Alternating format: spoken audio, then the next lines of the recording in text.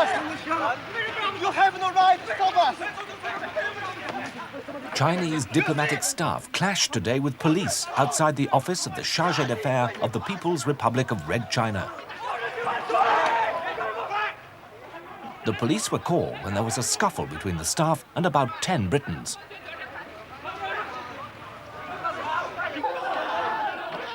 A second battle started after the Chinese objected to a police car being parked behind the legation. One of the staff had an axe.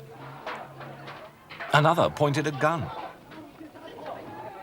This is strange behavior for diplomatic staff who are normally expected to show their country's best face to the world.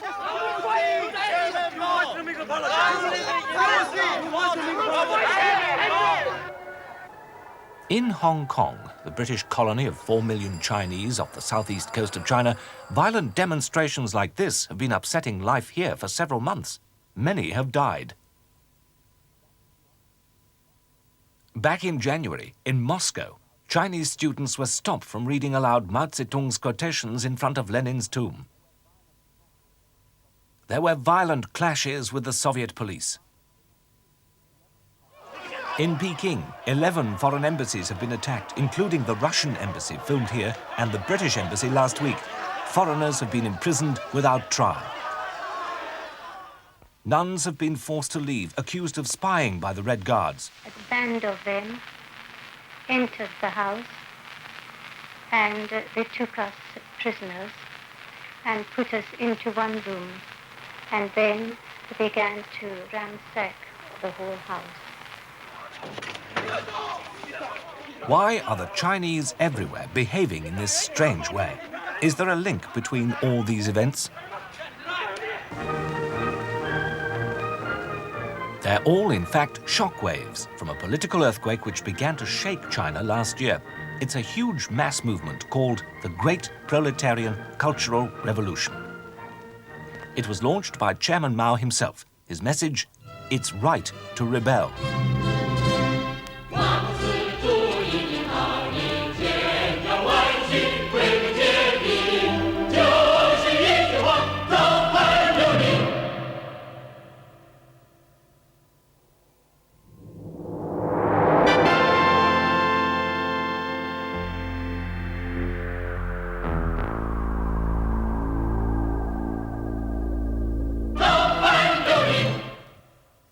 This is Mao's slogan, it's right to rebel, that's affected the lives of over 700 million Chinese, almost a quarter of the human race.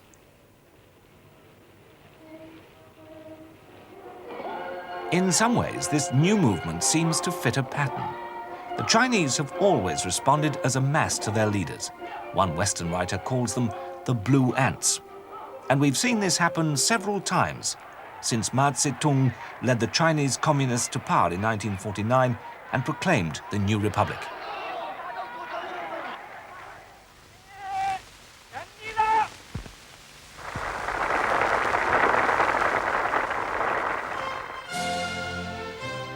Until last year, the greatest movement had been the Great Leap Forward of 1958, when Mao organized all China's peasants and industrial workers in the hope of miraculous economic gains, such as overtaking Britain in steel production in 15 years.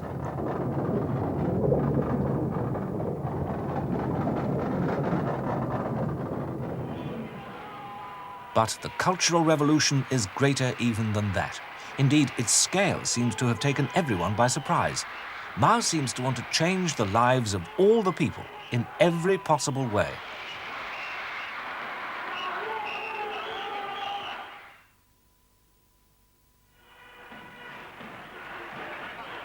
To get some idea of the scale of this revolution, let's look at the effect it's had on one important area of life in China, education. Remember that in the past, the Chinese have always been taught to respect their teachers, their traditions, and their past. But classes in schools and universities have been stopped. The students are now encouraged to criticize and humiliate their teachers, who used to be one of the most respected groups in China. Teachers are being dragged out from behind their desks and forced to confess to being bourgeois reactionaries or capitalist roaders.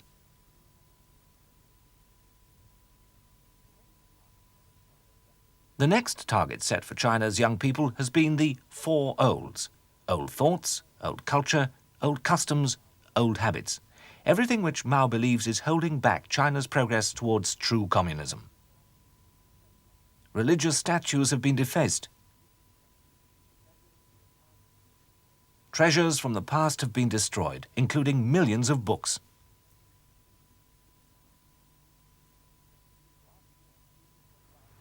Last year, students went around giving new revolutionary names to city streets and to buildings, as here, changing a museum's name. Silent news film shows Deng Jiaomin Lane in Peking's Embassy District being renamed Struggle Against Revisionism Road, a clear snub to the Russians. Revisionism, that is, revising or changing the course of world revolution planned by Marx and Lenin, is what they accuse the Russians of doing.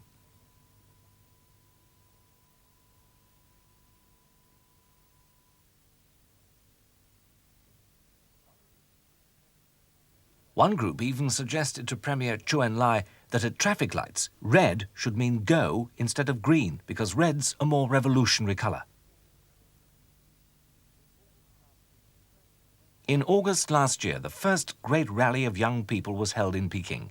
It was attended by 1 million of Mao's young shock troops. They refused to leave without seeing Mao in person. When Mao appeared, he put on the red armband of a student group at Peking's Tsinghua University, who called themselves Red Guards. His actions sparked off the formation of Red Guard units throughout China's universities and schools.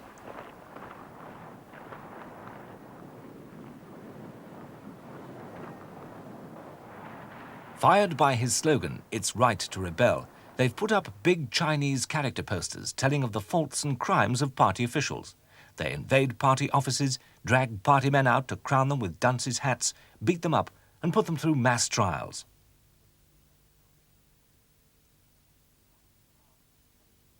Why has Mao been encouraging young people to act in this way? Why should the all-powerful leader of over 700 million people want to change everything?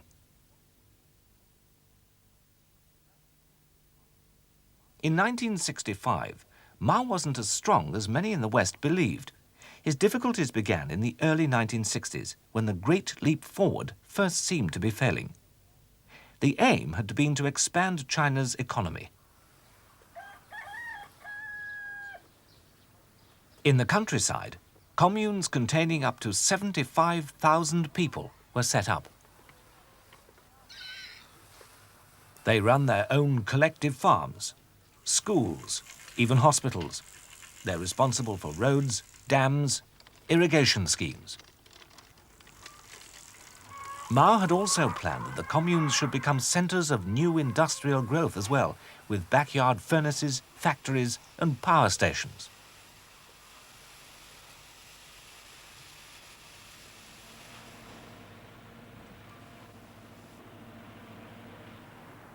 This road to economic greatness deliberately was to be different from the ways of the West and of Russia, China's communist neighbour.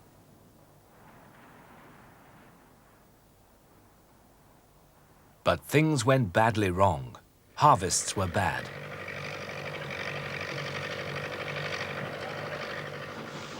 Vital Russian aid was withdrawn in 1960 because Mao criticised Russia's type of communism.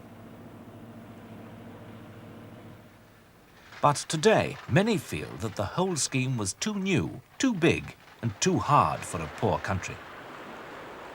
And this seems to have been how the Chinese leaders felt too, for Mao was blamed for the failures and forced to resign his post as chairman of the People's Congress in 1963, though he still remained chairman of the Communist Party. At the end of 1965, Mao began his fight back to supreme leadership. He encouraged young people through press and through radio to criticize other Chinese leaders, like Liu Shaoqi, who had replaced him as chairman, and Deng Xiaoping, the party secretary. Then, with China's young people on the rampage, Mao turned to Lin Biao, defense minister and chief of China's People's Liberation Army, the PLA. In May 1966, he ordered Lin to turn the PLA into a model revolutionary organization of the Cultural Revolution.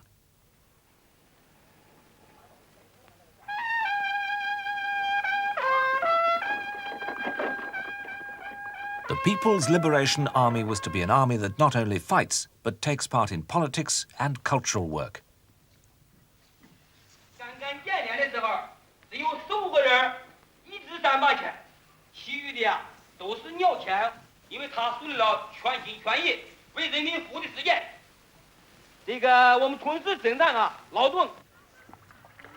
And the PLA was to be an army that tills the fields as well.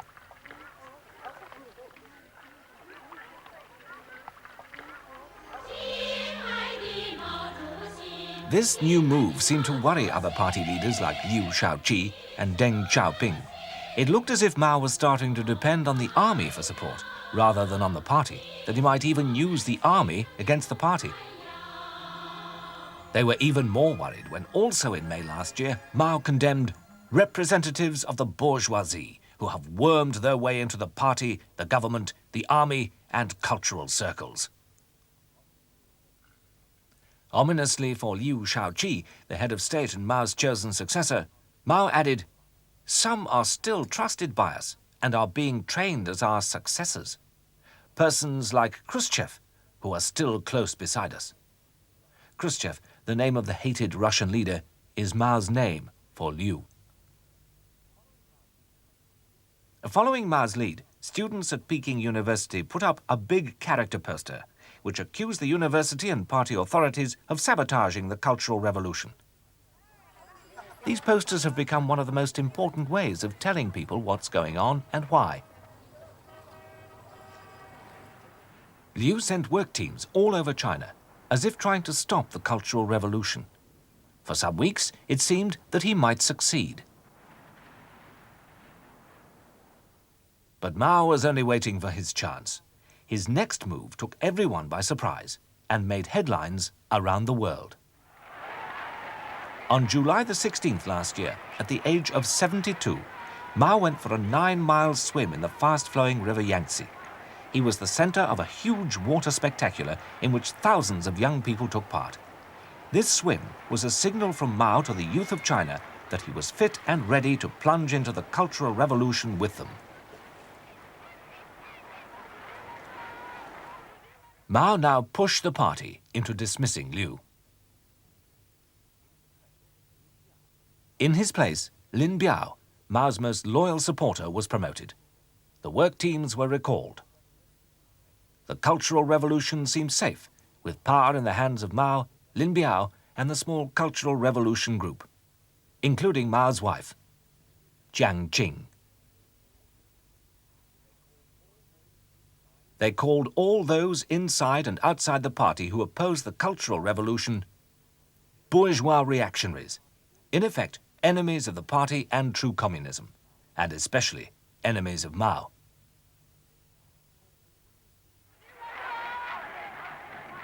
For as well as all this turmoil, there's also been a full-scale campaign to glorify Mao, a campaign very like those seen in Russia, glorifying Lenin and Stalin.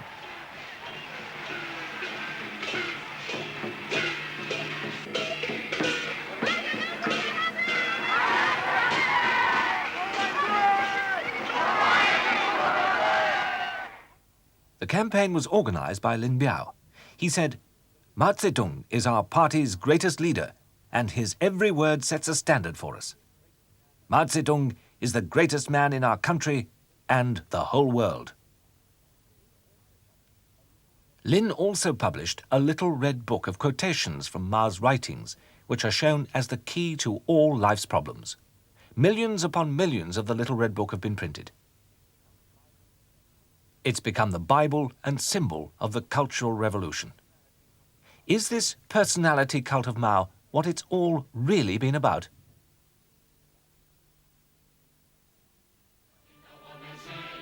Some observers think that all we've seen has been simply play acting on a grand scale, nothing more than a Peking opera disguising a struggle for power.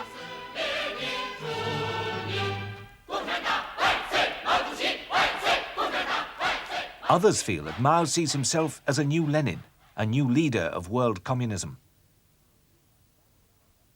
Indeed, last September, Lin Biao said, "Chairman Mao stands much higher than Marx, Engels, Lenin or Stalin. There is no one in the world today who has reached the levels of Chairman Mao. A genius like Chairman Mao appears only once in several hundred years in the world and in several thousand years in China." But the Russians regard Mao as a danger to communism and to world peace. How seriously should we take the Russian view? After all, they had worked closely with the Chinese for many years, and yet since 1960, there have been many disagreements. Mao seems to see his role as making communism secure in China with the help of the young.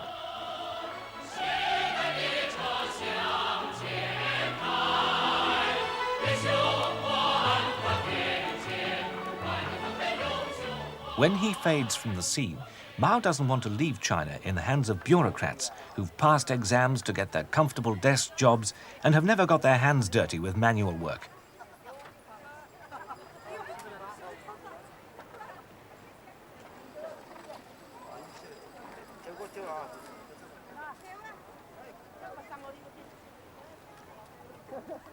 Mao has a horror of the Chinese giving up the struggle to reach true communism, which is what he thinks has been happening in Russia. He believes the Russian leaders, especially Khrushchev, have settled for peace with the capitalist world and an easier life at home. People naturally want to settle down comfortably and to stop trying to make all things new. This is the greatest danger. This is what Mao feels has happened in Russia. Mao believes it is the young who can keep alive the spirit of revolution.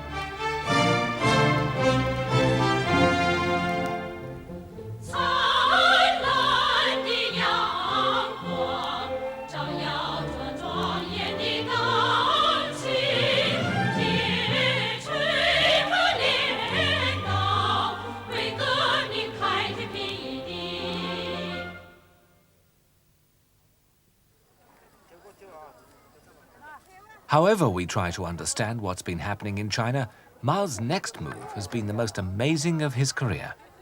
In July 1966, he made it clear to the young that the target should now be the Chinese Communist Party itself.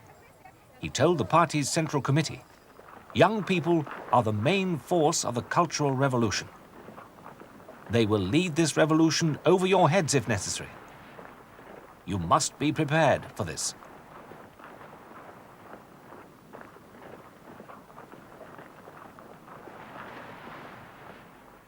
Mao was warning them that the Communist Party must be reformed and purified. He's been determined to stop its members becoming a new ruling class, which takes advantage of the Chinese people. The party must, of course, always remain supreme, but he has wanted it to become more humble, more democratic, and involve people in decision-making. To make Communist Party members humble, Mao has believed they needed to be humiliated, and the main weapon of humiliation has been the youth of China. The charter of this crusade to create a new world has been the 16-point document issued last August by the Communist Party's Central Committee inspired by Mao. It proclaimed, "In the Great Proletarian Cultural Revolution, the masses must free themselves. Trust the masses. Rely on them. Don't be afraid of change. It's right to rebel. The people will learn to know right from wrong." But can Mao control the forces he's roused? Will his opponents fight back? How will Russia react to his challenge?